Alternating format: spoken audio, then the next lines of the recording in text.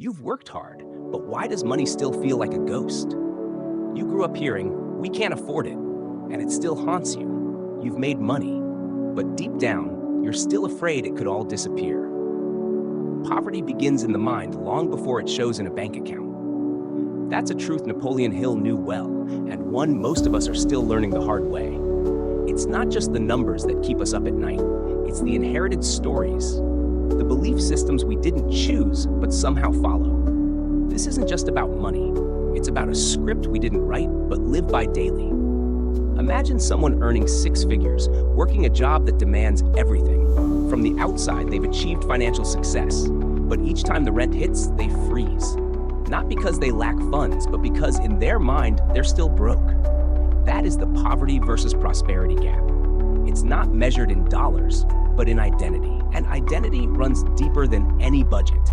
Like planting seeds in dry soil, you can pour effort, energy, even money, but nothing takes root until the foundation shifts. Napoleon Hill's insight wasn't about getting rich fast. It was about mental programming, retraining your inner dialogue about worth, effort, and what you're allowed to have. If you don't upgrade the internal script, no external change will last. We've all witnessed it. The panic when a card gets declined. The guilt after buying something just for you. That voice whispering, you're not responsible, you're not ready, you don't deserve more. These aren't financial issues. These are mindset wounds. They come from the memory of your parents arguing about bills, from the shame you felt needing help, from believing abundance was reserved for others. This is where money consciousness begins. Not in spreadsheets, but in the quiet honesty with yourself. What do I believe I'm worth? If the answer is unclear or painful, you're not alone. A wealth mindset isn't just thinking positively. It's choosing, moment by moment, to no longer be ruled by the fears you inherited. That's personal responsibility, not just for what you spend, but for what you believe. Napoleon Hill taught us that success, real success, starts internally. You don't create wealth by chance. You build it by removing the blocks that make you sabotage it. This is about self-worth, about untying your value from your bank account. Until you believe you are enough, no amount will make you feel it. Maybe you were taught to equate wanting more with being greedy. Maybe you learned that abundance thinking was selfish. But what if those beliefs are the very chains keeping you stuck? Prosperity mindset doesn't mean excess. It means peace. It means looking at a bill without flinching. It means saying yes to rest, to therapy, to growth, without guilt. Mental programming is not fixed. It's flexible. Once you realize you are not your past, you are not your parents' pain, you are not your lowest balance, you are the author now. You choose what continues. And choosing means more than hoping. It means owning your transformation. That's where personal responsibility becomes liberation. You get to stop reacting to money and start relating to it. Because here's the truth, self-worth was never meant to be tied to your net worth. They intersect only when we forget who we are. You don't have to earn the right to feel safe or the right to dream bigger. You were born with it. Your job now is to remember. The shift starts the moment you stop blaming circumstances and start rewriting the story.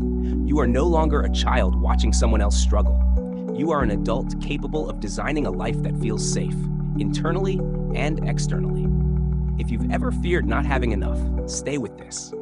The fear is not final. The story can be different. And maybe, just maybe, money was never the real ghost. It was the absence of belief in yourself. So here's what's left. The courage to value yourself before the world does. Because true financial success doesn't start with more income. It starts with a steady sense of self-worth. When your self-worth is strong, you stop chasing validation. You start acting from peace, not panic. You don't rise because money lifts you. You rise because your self-worth no longer lets you settle. That's the turning point.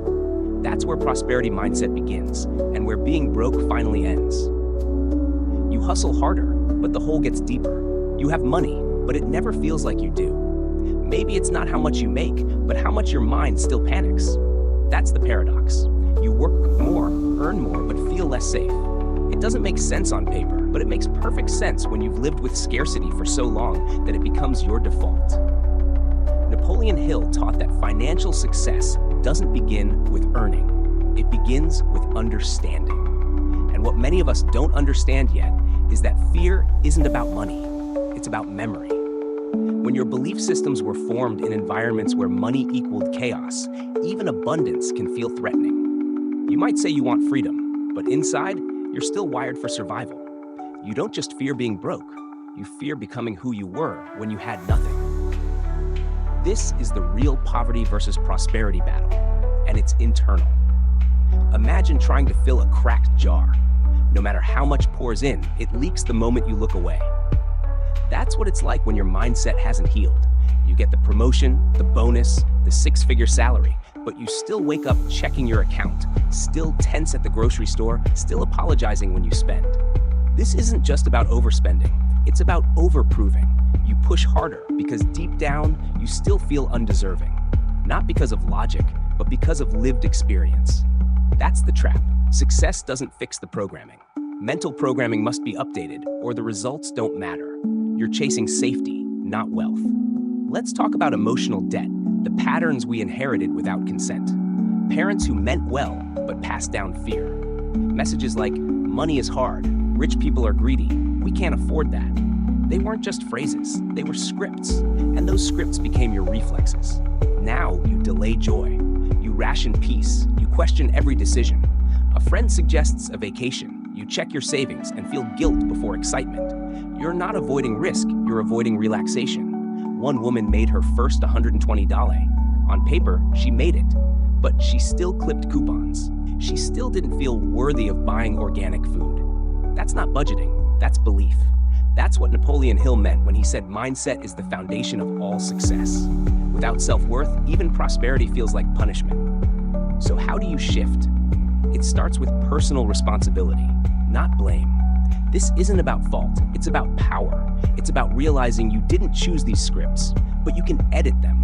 It means choosing presence over panic. Choosing to build a relationship with money that's not fear-based, but grounded in trust. Money consciousness means knowing what drives your choices. It's pausing when you feel that gut fear after a transaction. It's asking, is this logic or is this old programming? Because the truth is, until you feel safe with money, you'll never feel safe with yourself. And that's where healing begins, with integration, with letting your nervous system catch up to your success, with letting your body realize we're not in danger anymore. This is the heart of a true wealth mindset. Not flashy goals, but quiet confidence. The kind that doesn't need to prove anything to anyone. The kind that can hold a paycheck without panic. That's abundance thinking. That's prosperity mindset. It's not about what you own, it's about what you no longer fear. Napoleon Hill reminded us, success without clarity is noise. You don't need more hustle, you need healing. And once you have that, once you rewrite the script, money stops being a monster. It becomes a mirror, and you finally like who you see. So where do you go from here? You begin by honoring your self-worth. Not the kind tied to your paycheck, but the kind that says, I'm enough, even when I'm still growing. Self-worth isn't something you earn, it's something you remember. And every time you give yourself permission to rest, to receive, to stop performing, you're reclaiming it. This is personal responsibility at its most powerful. Not about blame, but about choice. About deciding that your past doesn't get to keep making financial decisions for your future. You choose what patterns continue. You choose what mindset you carry. You choose whether fear drives or follows. Because healing isn't the absence of work, it's the presence of trust.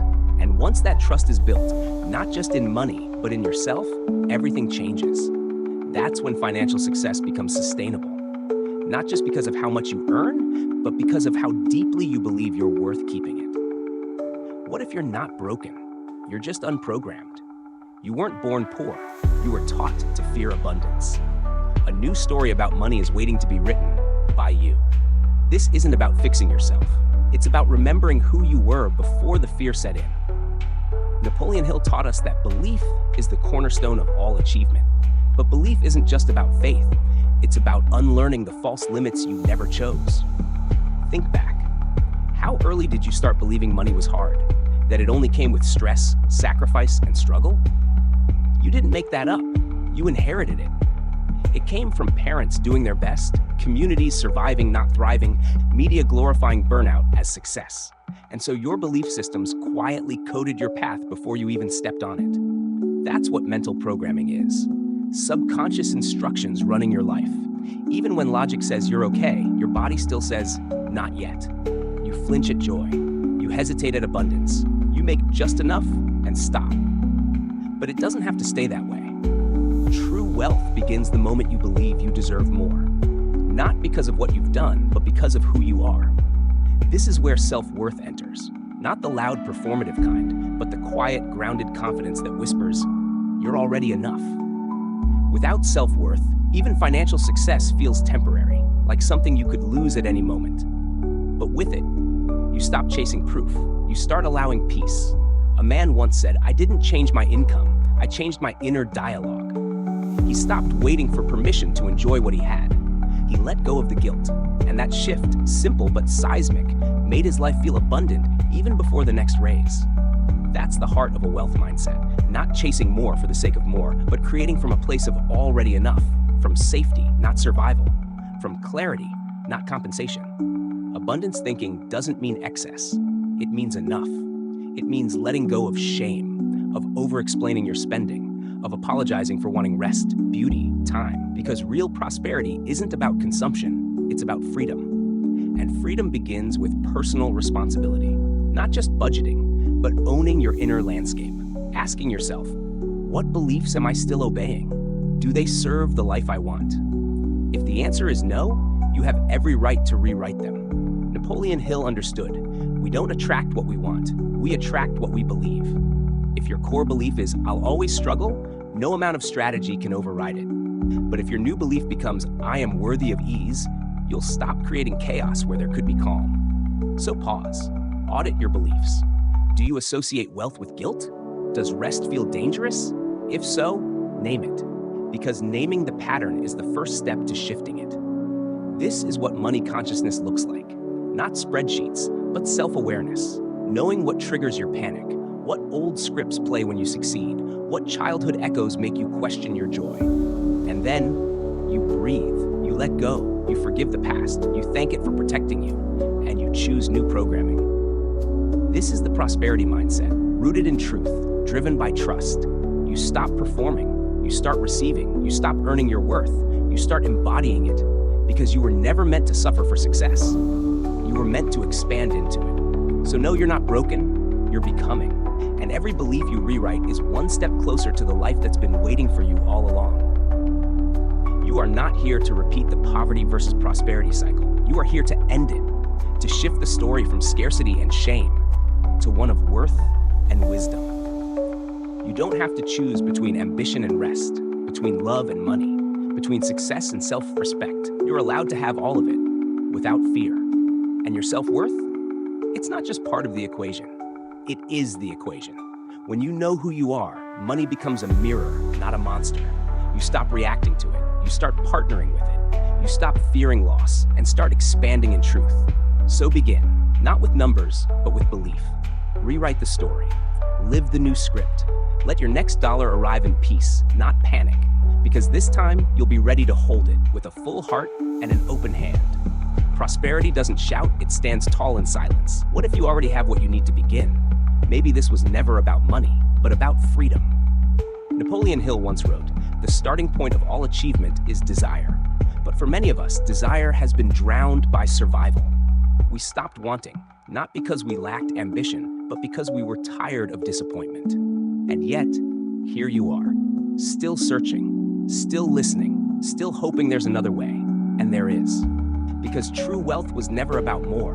It was about meaning, about clarity, about knowing who you are without your bank balance. That's the beginning of everything. We've spent so long chasing numbers that we forgot to ask, what does having enough actually feel like? And more importantly, what does being enough mean to you? Financial success starts long before money arrives. It starts with the courage to be honest. To say, I no longer want to live in fear. That's the moment of shift, when you stop running from poverty and start walking toward peace. Poverty versus prosperity isn't just a financial spectrum, it's an emotional one. One is driven by scarcity, panic, performance. The other, by purpose, self-trust, and personal responsibility.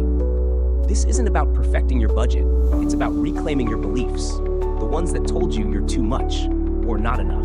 The ones that said joy is irresponsible, rest is laziness, abundance is greed.